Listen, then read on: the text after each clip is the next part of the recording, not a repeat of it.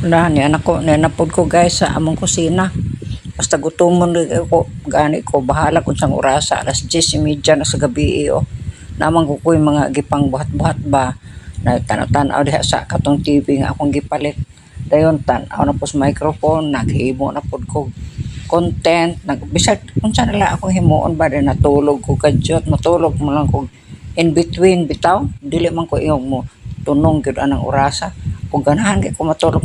ko nya pagkahuman gutom man di mukaon na pod ko ani ang ako pang giluto ko ano ba pud ni kanang quick chow ba nga mami bitaw nga quick chow kanang chicken mami lamian manggiyo ko ana kamo lamian bi pud tingali mo ana no basta kay init pa kaayo pero kakanon na kay gutom man ko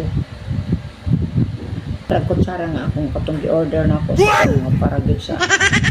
sa soup ito nga daghan sila ni kabo ni mo daghan sulod ba